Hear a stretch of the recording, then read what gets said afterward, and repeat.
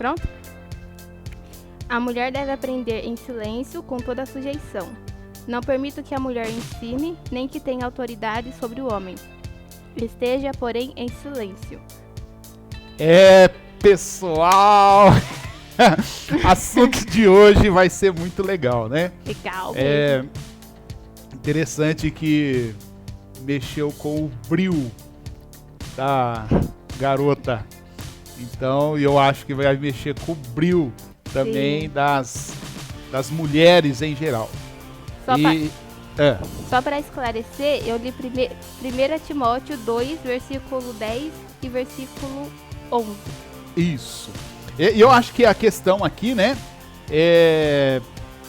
que vai direcionar nosso assunto de hoje, principalmente focado, né, no que a cultura está aí dizendo o tempo todo: misoginia, feminicídio, machismo.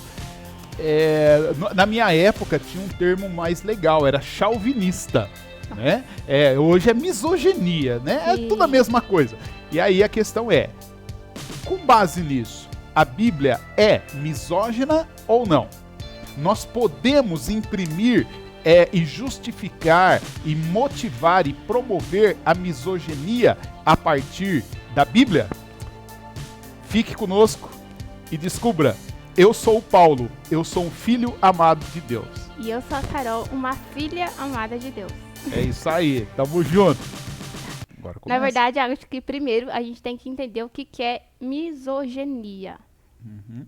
O tema hoje, né, é misoginia bíblica. Pode ou não pode? Uhum. Mas o que é misoginia? Você quer falar o que é? Ou você quer que eu fale? Não sei, eu sou mulher, eu posso falar? Você é mulher, claro. Hoje você pode. Misoginia é ódio contra a mulher, né? É uma desclassificação. Desqualificação. Né? Uhum. Ferrou, entendeu? Isso é misoginia? Misoginia. Uma desqualificação. E aí, você acha que a Bíblia é misógina? Agora não. Por que agora não? Agora não. Eu já pensei e achei que sim. E por que agora não? O que aconteceu? Porque agora Deus iluminou a minha mente. Deus iluminou sua mente? Como Sim. que ele iluminou sua mente? Agora eu aprendi, gente. Agora eu aprendi. Como? Explica pra gente aí como você aprendeu. Primeiro do nada, assim, você dormiu, aí ele mandou... Primeiro que não só eu, mas eu acho que todo mundo que já leu esse versículo pela primeira vez teve esse impacto, né? Do tipo, o que é isso? Não vale nada. Aí depois, eu fui pesquisar, conversei com o meu pastor, aí eu entendi, né, qual que é o contexto, esclareceu aqui a minha mente, aí acabou um pouco da raiva e tá tudo bem. Acabou a raiva? Você ficou com raiva da Bíblia? Claro que eu fiquei com raiva. Que história é essa? Primeiro por quê? Porque primeiro a Bíblia fala, né, que a mulher é preciosa, valiosa, tem todas essas qualidades, aí depois você dá de cara com um versículo que fala que a gente não pode nem falar. Olha só, pessoal, e Carol, né? Presta atenção numa coisa, que é muito importante. A Bíblia, ela é um livro. Só que, na verdade, ela é uma biblioteca. Na verdade, Bíblia, né? Ela é uma abreviação para biblioteca, né? A Biblios, ela é uma pequena biblioteca. Sim. Então, nós precisamos entender que aqui na Bíblia nós temos 66 livros. Sim. Tá? Então, 66 livros. A outra coisa que a gente precisa entender é que nós estamos no século XXI, num contexto cultural ocidental, né? E essa Bíblia, e estamos aqui, para nós em especial, né? Estamos num país de fala da língua portuguesa. Na verdade, com uma influência latino-americana. Então, olha só que situação. A Bíblia, ela foi escrita 2000 anos. 2000 anos do Novo Testamento, né? Mas o Antigo Testamento, há mais tempo, foi escrito num contexto lá do Oriente Médio, né? Foi escrito, parte dela em aramaico, outra parte em hebraico e o Novo Testamento na língua grega. Ainda que tem um outro porém, né? Quando a gente pega, por exemplo, os evangelhos, e nós temos ali, por exemplo, as falas de Jesus, o que todo intérprete coerente e sincero da Bíblia, ele precisa, inclusive, falar isso, que é o seguinte: Jesus, quando ele falou as falas dele, ele falou as falas dele em hebraico e algumas palavras em aramaico. Os evangelistas que escreveram em grego. Então isso significa o quê? Que os evangelistas ali que estavam com Jesus ouviram Jesus falar em aramaico. Eles já traduziram, por quê? Porque eles não pegaram a palavra ali, o significado da palavra, para escrever em grego. E aí depois, 2000 anos depois, nós estamos aqui com a tradução da tradução, da interpretação, não sei o quê. Então, quando a gente pega o texto bíblico, é óbvio que a gente vai ter esse impacto negativo. Então, isso é para contextualizar a história. A outra coisa na interpretação bíblica é que, assim, eu não posso fazer teologia a partir de um texto, de um versículo, né? Então, na verdade, por exemplo, o Paulo está escrevendo ao Timóteo. O Paulo escreveu a primeira carta, a segunda carta. Aí você pegou dentro da primeira carta, no segundo capítulo, 2 versículos e falou, pô, a Bíblia é misógina. Exatamente. Né? Então, quer dizer, mas o Paulo, a preocupação dele ali não era isso, né? Sim. Até porque o Paulo estava num contexto histórico, sociológico, cultural, religioso, então ele precisava cuidar da igreja, né? Então ele não estava ali, a ideia dele não era, ele não tinha como foco, como objetivo, menosprezar a mulher, bater na mulher, desvalorizar a mulher, não era esse o objetivo do Paulo. E tem mais pontos, mas eu quero colocar como último. Quando nós vamos para a Bíblia, nós precisamos entender qual é a chave hermenêutica da interpretação. A partir de que matriz hermenêutica eu vou interpretar a Bíblia. Então, eu creio que uma das questões que te deixou, estarrecida com esse texto, primeiro, ainda que você seja uma menina crente, você tá numa igreja aqui aprendendo a palavra de Deus, só que você está o tempo todo exposta à cultura, como que fala? Que está impregnada pelo feminismo, né?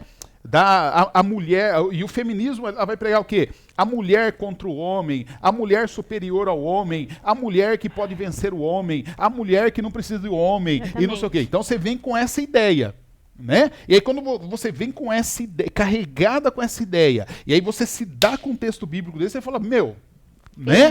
Não dá. Sim. Então, a chave hermenêutica para a interpretação bíblica não é a sociedade. Seja ela machista, seja ela o que for. Não é a sociedade. A chave da interpretação bíblica é Jesus. Então, quando a gente vai para o texto bíblico, e seja qual assunto que a gente for tratar, a partir de quem? Quem é que vai delimitar o nosso pensamento? Quem é que vai embasar o meu pensamento quanto ao pode, não pode, é certo, é errado? É Jesus. É Jesus, né?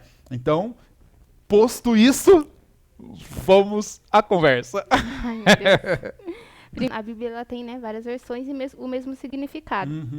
Então, mesmo tendo o mesmo significado, uma parte, como você disse, ela fala uma coisa. Não, ela é muito completa. É um monte de livro, um monte de história, tudo tem um contexto.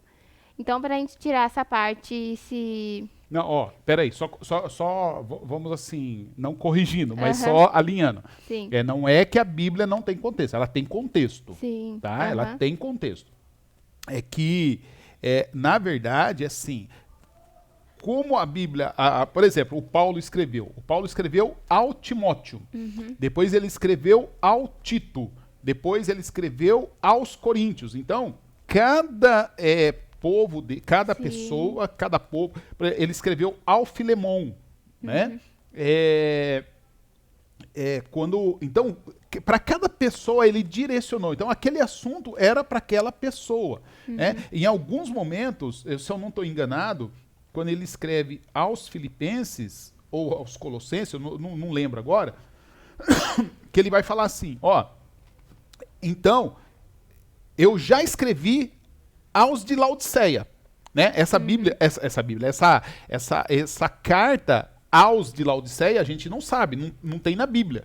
Né? Mas ele fala, eu escrevi aos de Laodiceia. Ele fala, então depois que vocês lerem essa, lê também aquela. E quando vocês terminarem de ler essa, quando for levar lá, então vocês trocam a carta, dá essa para eles ler. Então, o Paulo tem essas cartas que são comuns, né? Por isso que a Bíblia tem os evangelhos, depois tem as chamadas cartas gerais, que são as cartas que é para todo mundo, e tem as cartas que são dirigidas àquele povo, aquela igreja específica. Né? Então, por isso que eu não posso, ainda, por exemplo, eu Paulo de Oliveira Júnior, a minha interpretação bíblica é uma interpretação literalista. Tá? Ou seja, eu creio exatamente naquilo que está escrito. Só que eu não posso pegar aquilo que está escrito ali e fazer uma aplicação sem fazer uma leitura à minha realidade. Tá? Porque senão eu vou cometer equívocos da misoginia, do armamento, da escravatura, e daí... É nesse ponto que eu queria chegar. Por exemplo, assim, a Bíblia, cada parte ela é direcionada para fulano, né? Como você disse. Isso, Aí mas a gente sabe que a Bíblia é para todos, como nós leitores. Isso. Aí então quer dizer que eu leio a Bíblia, eu tenho que praticar a Bíblia, mas eu leio aquilo não foi direcionado para mim, então eu não preciso praticar porque não se encaixa na minha realidade. Isso, Por exemplo, deixa eu pegar... eu vou ter que aprender o princípio, tá?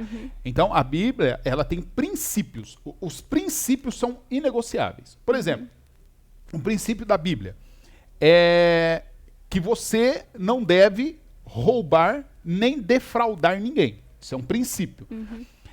Mas a Bíblia também, ela não incentiva, não valoriza, não prestigia a escravidão, né? O eu subjugar uma pessoa. Então aí você vai na Bíblia, no Novo Testamento, a época da graça, o mesmo Paulo que causou esse confronto, esse desconforto aqui às mulheres, o Paulo ele cria um outro desconforto, quando ele escreve uma carta específica, deixa eu até conferir aqui, é uma carta muito curta, é uma carta assim, tem um capítulo só. Tipo, é quase um bilhete, tá? O Paulo escreve ao Filemon. Tem um capítulo, tem 25 versículos. Né? Então, era assim. E quando você olha essa carta, ela, nos dias de hoje, ela é uma aberração. Por quê? Porque o Paulo, ele está preso em Roma. Filemon? Você vai ler, né? Filemon, Filemon. O Paulo está em Roma, o Paulo está preso. Né? Roma é uma cidade, cara, que tem muita gente, era muito habitante, tinha 1 milhão de habitantes. Então, se alguém quisesse sumir do mapa, ele ia para Roma, ninguém achava ele. E aí, então, o Paulo está, né, preso lá em Roma, aparece lá em Roma um sujeito chamado Onésimo. E aí o Paulo conversa com Onésimo, fala do evangelho para o Onésimo se converte. Por alguma razão, a Bíblia não fala por quê, o Paulo, na verdade, conhece o Onésimo na prisão, os dois estão presos. E aí, então, o Onésimo se converte, fica amigo do Paulo, é chegado do Paulo, começa a aprender do Paulo. Lá pelas tantas, o Onésimo, né, dá com a língua nos dentes e fala assim, na verdade, eu fugi, né? Porque eu era escravo, eu sou escravo do Filemon, né? O Filemon é o meu senhor, é o meu e aí então eu sou escravo dele. Só que eu cansei de ser escravo dele, eu fugi. Aí o Paulo falou: Filemon? Pô, o Filemon é meu brother, cara. Filemão é meu irmão. Ó, ele tem uma igreja na casa dele, a gente começou lá, tá? E aí o Paulo falou assim, ó, se você é de Jesus, se você se converteu a Jesus, você não pode ser um fujão, você não pode, porque se você é escravo, você tem que continuar sendo escravo, não sei o quê, papapá. Então você vai lá pro Filemão, se apresenta, pede perdão para ele e volta a ser escravo dele. Aí você fala, cara, pô, mas então quer dizer, Sim, a Bíblia isso. a Bíblia está aprovando a escravatura ou não? E aí o Paulo então escreve a carta ao Filemão. Por quê? Porque na verdade quando o Paulo toma essa atitude, o Paulo teoricamente está mandando o Onésimo para ser morto. Porque a lei dizia o quê? Quando o escravo foge, o dono do escravo encontra ele, mata ele na frente dos outros, para os outros não fugir também. Como exemplo, né? Como exemplo. Aí o Paulo fala, não, você volta lá e se apresenta para ele e volta a ser escravo dele. Né? Então o Paulo escreve uma carta para o Filemão. E aí, o que o Paulo põe na carta? Ó, Filemão, recebe esse cara aí. Mas você lembra de uma coisa, hein, Filemão? Você deve a sua vida para mim. Então, eu tô mandando esse cara, você vai receber esse cara, mas não vai mais receber ele como escravo. Você vai receber ele como irmão. Você vai receber ele como um companheiro, porque ele é muito precioso para mim e tá, né? Então, o Paulo, ele faz essa releitura social. Então, o Paulo, ele não foge da luta, mas ele também não se conforma àquela situação e ele manda lá. Então isso é uma coisa. Quando a gente olha Jesus, ele é o Jesus da paz, do amor, da vida, de se entregar. Ele fala assim, olha, se alguém bater no seu lado, você dá o outro lado. Só que Jesus, quando chega perto da morte dele, ele fala assim, então, galera, ó, deixa eu falar um negócio pra vocês. Vocês lembram da outra vez lá que eu mandei vocês ir pra todo mundo lá? Os caras, lembro. Vocês lembram que eu falei pra você, ó, não leva sacola, não leva mochila, não leva dinheiro, não leva comida, vai só com a roupa do corpo. Aí os caras, lembro, ó, e não faltou nada pra gente. Ele falou, então agora é o seguinte, agora eu tô mandando vocês ir. Só que agora vocês levam a mochila, levam a mala, levam tudo, e quem não tem espada, vende alguma coisa aí e compra uma espada e vai armado. Ué, mas peraí. Mudou a história. Já mudou a história. O Jesus que fala para não matar, agora ele manda ir de espada, né? Então, assim, a gente precisa entender o que a Bíblia está dizendo sobre isso. Então, com base nesses exemplos, nós só devemos levar em consideração o que está escrito na Bíblia, os princípios. Os princípios. Né? Que são as ordens que Deus passa. Isso. Então, hoje, quando a gente vem para a igreja, ninguém vem armado. Exatamente. Eu espero. Eu espero, né? Então, vou para a igreja, deixa eu pegar um 2/8, pôr pegar uma espada, deixa eu ir para a igreja. Ninguém faz isso.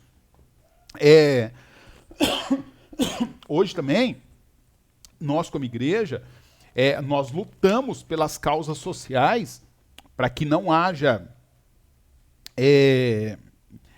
imposição de poder sobre ninguém, né? Paulo, costumo dizer que, por exemplo, a Bíblia fala assim, ó, quem casou não se divorcie. Eu costumo dizer que eu prefiro ter na igreja uma irmã divorciada, viva, do que uma crente, irmã, morta, porque não podia se separar do marido. Então, de jeito nenhum. Agora, é óbvio, a Bíblia fala não se divorciar. Hoje uma pessoa me ligou e perguntou assim, pastor, preciso de um conselho seu.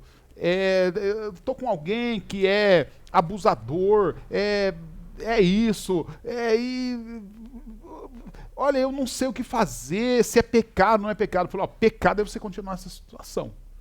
Falei, o que você deve fazer imediatamente, em nome de Jesus, é se livrar dessa situação, é mandar essa pessoa, né? E o pecado é você continuar nessa situação. Então, esse é o meu conselho que eu dou, baseado naquilo que eu entendo da Bíblia, né?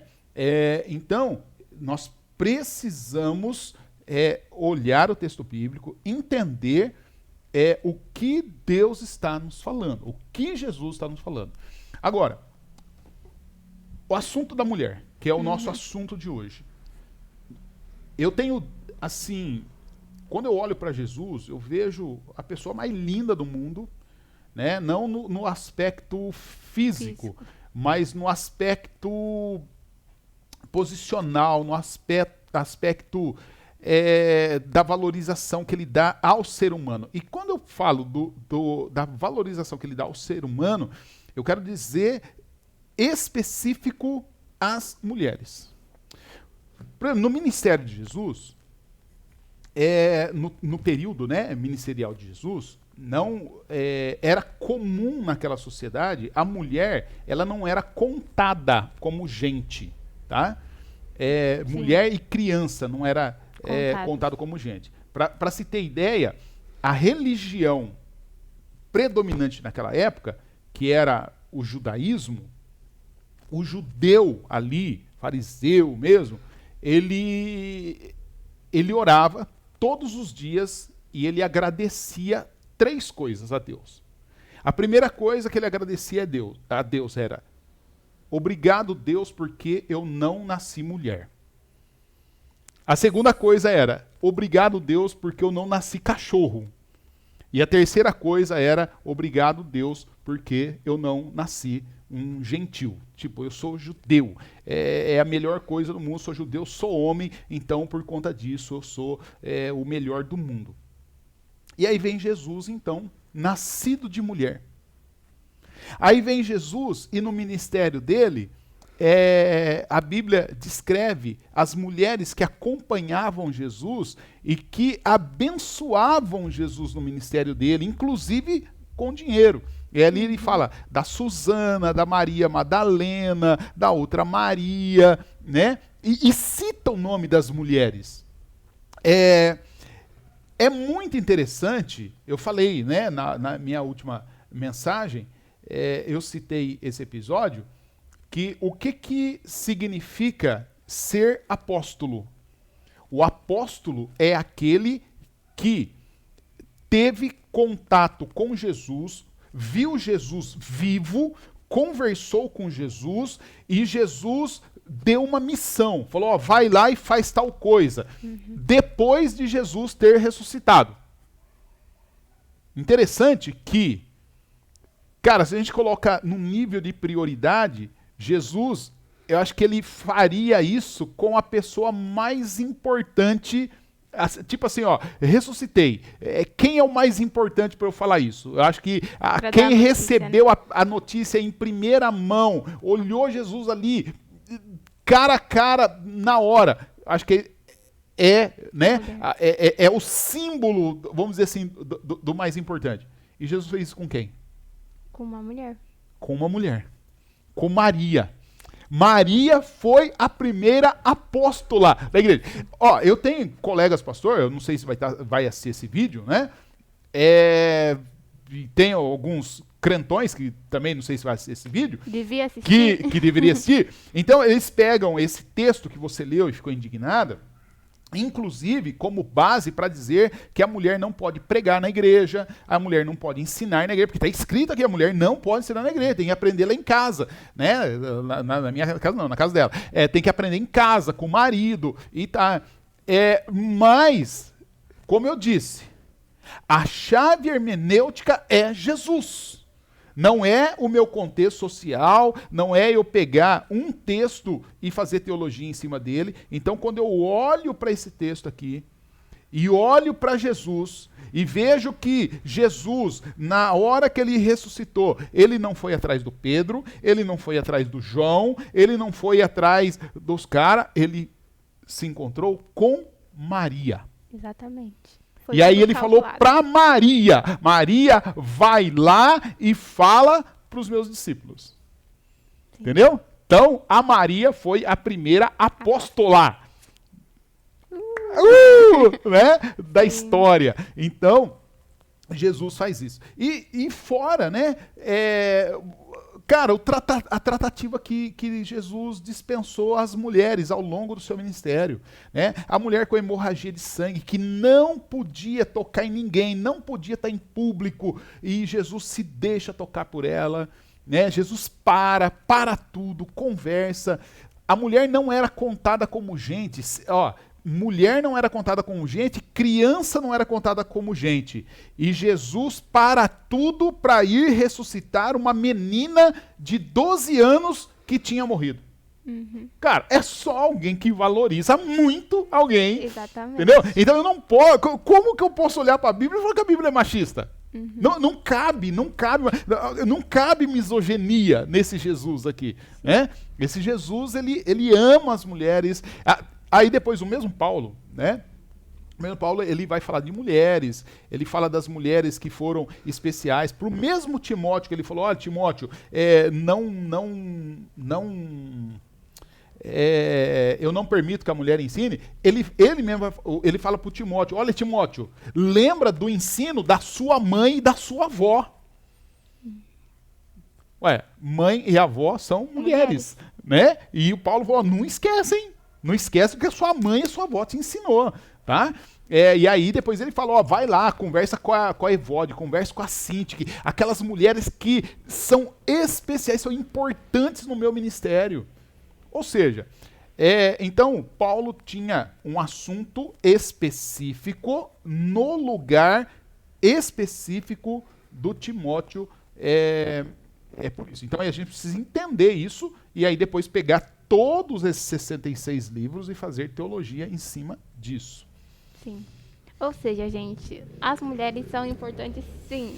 E devem, não é que devem ser valorizadas e respeitadas. Ai, gente, que bonito. Ai, que bonito, né? Então vamos lá. Ó, a Bíblia, na verdade, tem um ode às mulheres. Nossa. É muito legal isso aqui, né? Porque eu acho que a gente até poderia